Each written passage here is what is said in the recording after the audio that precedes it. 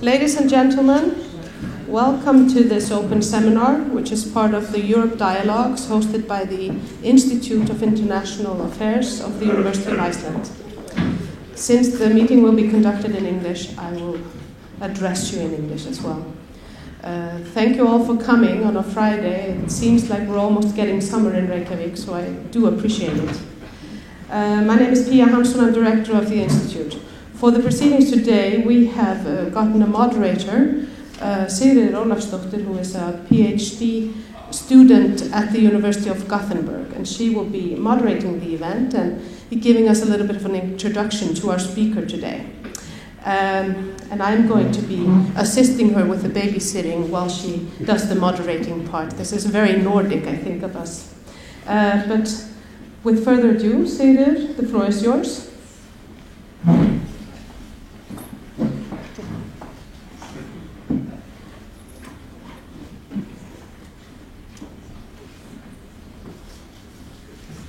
Yes, hello, my name is Sigríður, as Pia said. Actually, I'm a PhD student in theory of science within the University of Gothenburg, but studying ITQ systems.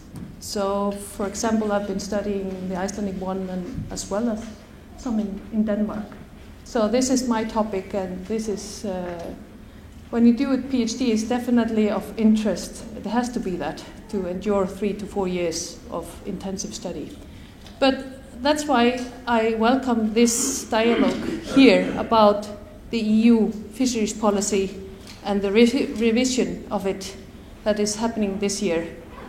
And that's why I like that Ole Poulsson will come here and explain the EU policy accompanied with the revision, because it's quite a complicated process.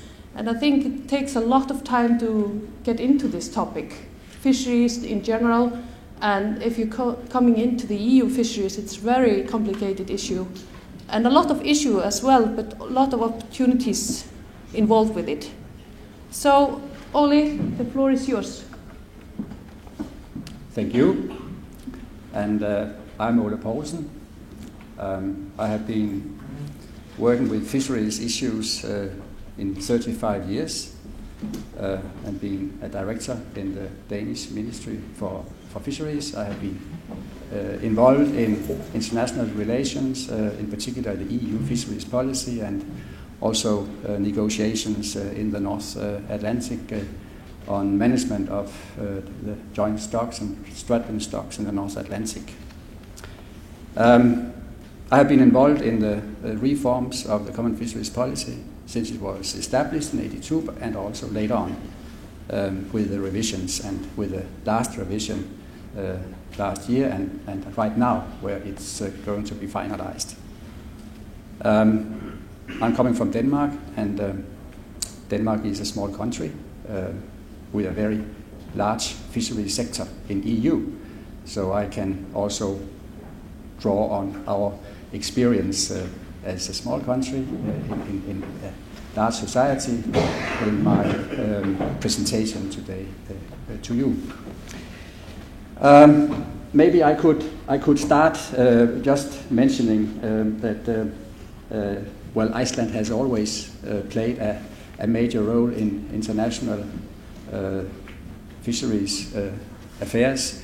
It was Iceland that, as the first country, I think in the world almost, established a fishery zone around Iceland in the 70s, the 200 nautical miles, and immediately EU had to follow up and also expanded its fishery zone to the 200 nautical miles, and EU developed a full-fledged common fishery policy as a consequence of the new order of the sea.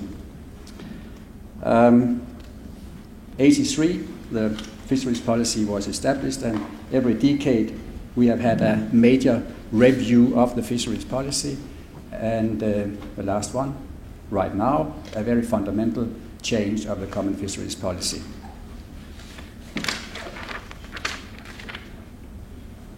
I could also just mention that it was we had the presidency last year when the EU Council of Ministers agreed on the new policy, and it was a new context compared with our previous presidencies, because now the community is a community of 28 member states, and there were 6 applicant countries. It was a totally different process of negotiation. We had a new treaty, the Lisbon Treaty, and fisheries matters now is subject to co-decision. It's the Council of Ministers and it's the European Parliament that take the decision. In the past, it was the ministers that had the powers to take decisions on fisheries. It was under our presidency that we agreed on the political architecture of the new common fisheries policy. It was finished this spring with an agreement last month between the Parliament and the Council, and there are still some formalities to be sorted out, but we expect that the agreement can be signed before the end of the Irish presidency, and it will enter into force from 1st January 2014.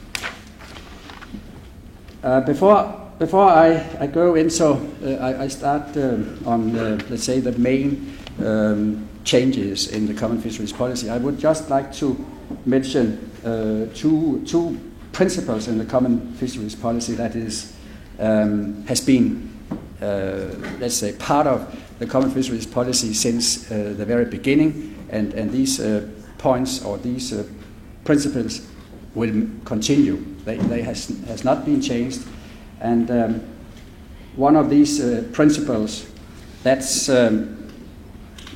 the relative stability.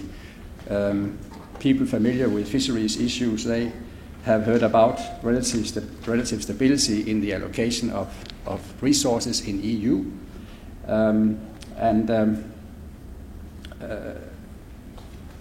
it's the Council of Ministers that takes the decisions on how much can be fished. That's the general rule.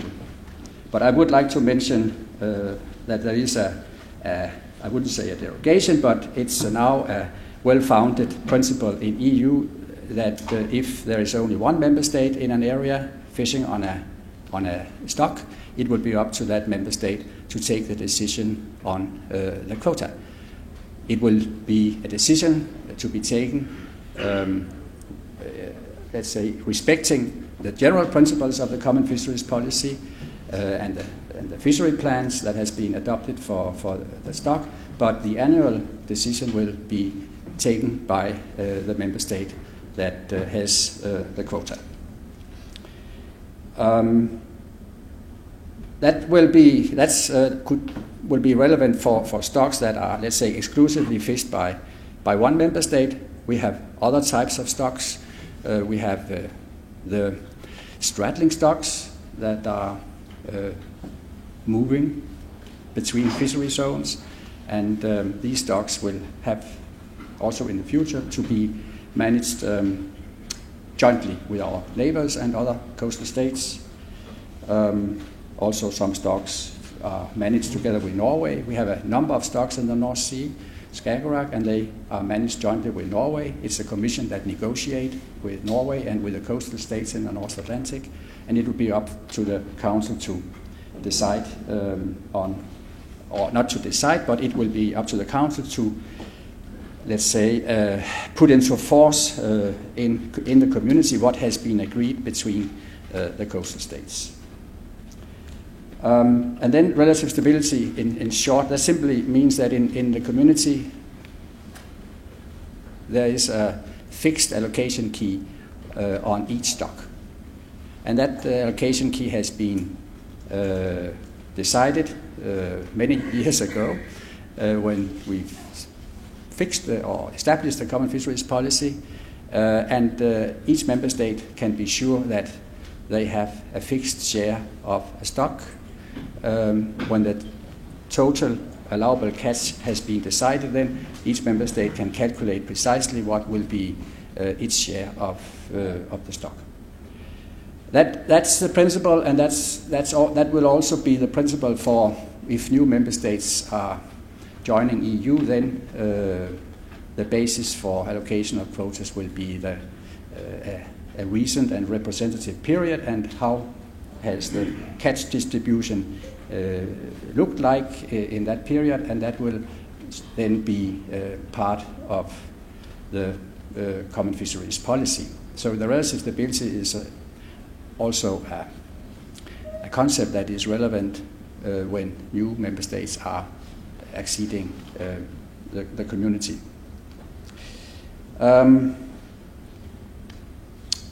I could say a little bit also on historical rights, because I know that has been of special concern to many people on Iceland, that foreign fishermen could come to your area and start fishing.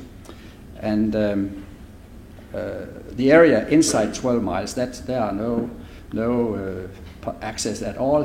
This area is restricted to historical fishing. Outside 12, in principle, and I say in principle,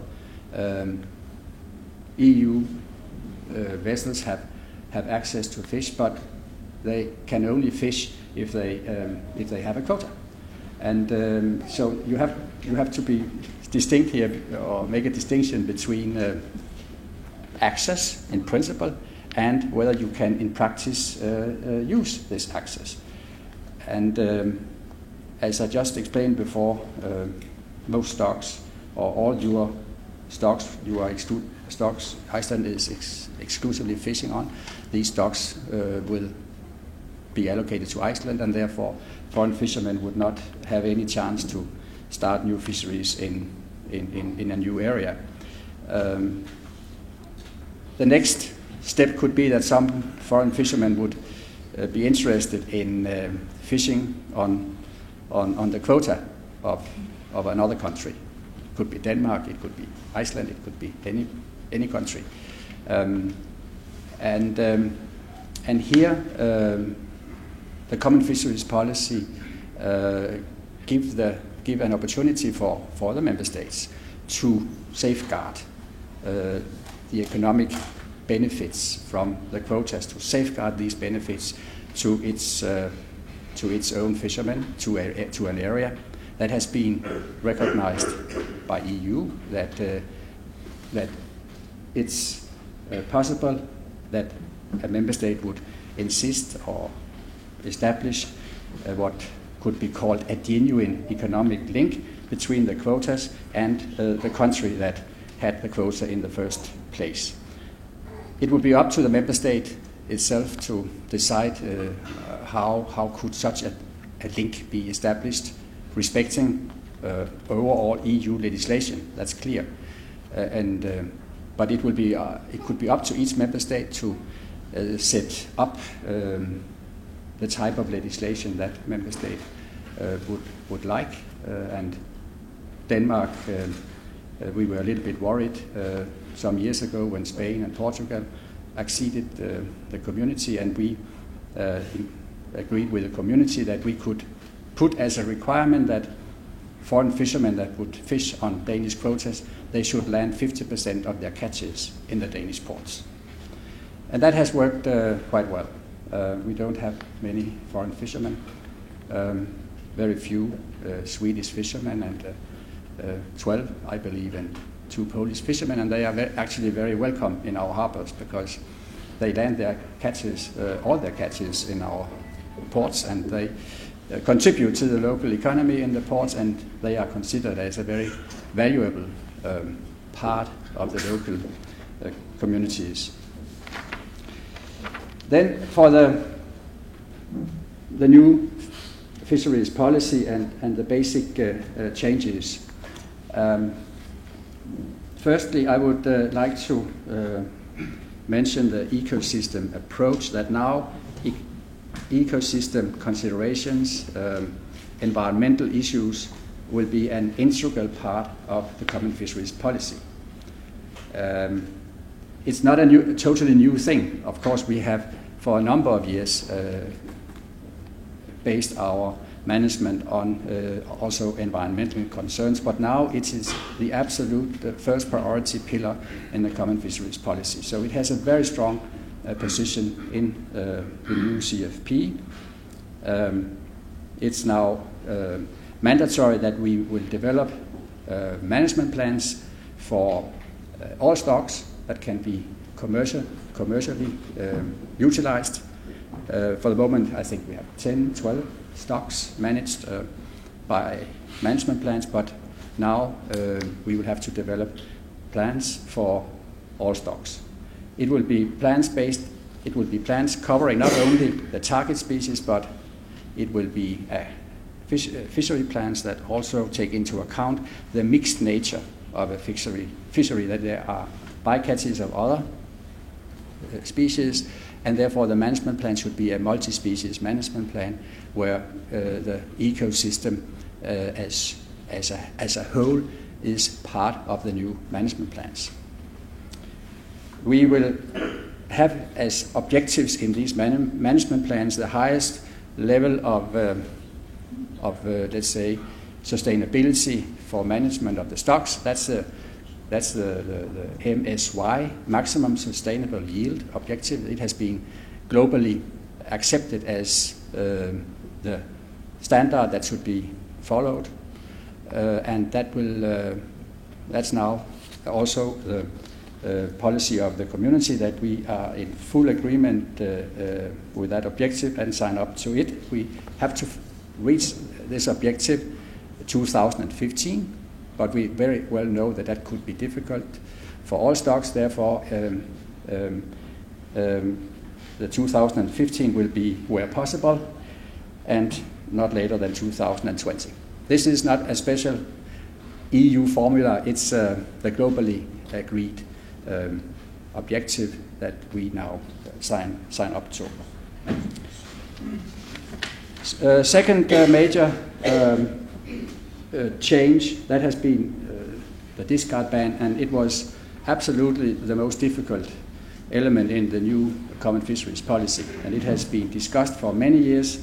EU has been criticized by neighbors, by green movements, by many people that couldn't understand why EU had a policy where fish had to be thrown out after having been fished, and dead fish. But it has been so complex to find a way to solve this discard ban issue in a community of many member states with different fisheries. Some member states did not have quotas for their bycatches. Some member states did not have sufficient quotas for the fishery they conduct. So we had to work with this part for a long time to find a way to implement a discard ban in the community. So now it's there, and there is a time schedule. It will be introduced from 1st January 2015 until 2017 in different areas and for different fisheries with a fixed timetable. And I have a dot, the last dot, the pilot case on the Skagerrak is a special case, you can say, because it's actually ahead of the new reformed fisheries policy, because EU and Norway has decided in the Skagerrak we will have a discard ban, and it should be introduced already from the 1st January next year. So there we are 1 year before all other areas in the community. And so it is a pilot case, and I must say the fishermen are a little bit worried about the discard ban, because they know how they have been able to fish in many years, how they could have a good profitable fishery, and now they have to adjust to a discard ban, and we are discussing right now how precisely this discard ban could be implemented. There's one element in the Skagerrak which is a little bit, maybe you have heard about it, that it's the the level of monitoring, the level of control with the discard ban. And Sweden and Denmark are in favor of a very precise or a good monitoring of the discard ban. Therefore, we believe that we need cameras on board. It has been met by the fishermen in a very not so positive spirit, but we see it as a way to have a prudent and reliable discard ban, respect the discard ban where catches are registered, and we can, as a concession to the fishermen, we can then offer them higher quotas, because now we know exactly what is fished and we can add something to the quota and they can have a larger quota. They can use the quota for, let's say, for fishing the most profitable sizes and catch composition, and we believe that it will give a good incentive for the fishermen to fish more sustainable and avoid small fish and have a better profit from their quota. But this is for the Skagerrak. With the cameras, I'm not sure that cameras will be introduced in many other areas. But so Skagerrak is a special case. I could speak very long about how this discard ban can be introduced with the bycatches, unavoidable bycatches, and these things. But that's quite technical. But so I will not address it right now. But you're welcome to put questions. Here we are. Yes. Then one crucial element in the reform was a discussion on ITQs, transferable fishing concessions, as it's called now in the Common Fisheries Policy. It will in the future it will not be a mandatory system. It will be up to each member state to decide what type of management system they prefer.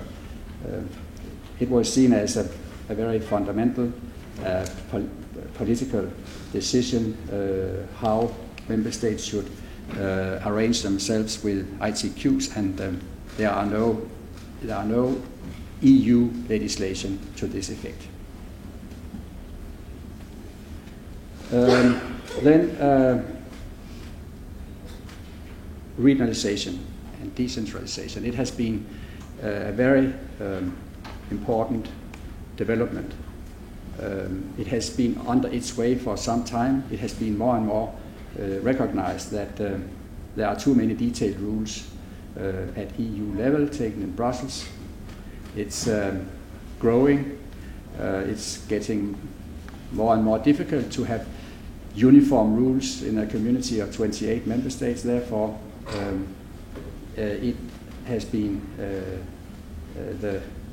now recognized that we should avoid that, and only high-level legislation should be adopted at EU level. And high level, that's the basic principles. That's let's say the objectives of the management plans. That's the discard ban. But the way these high-level objectives are implemented in each region, that will be left to the regions to decide.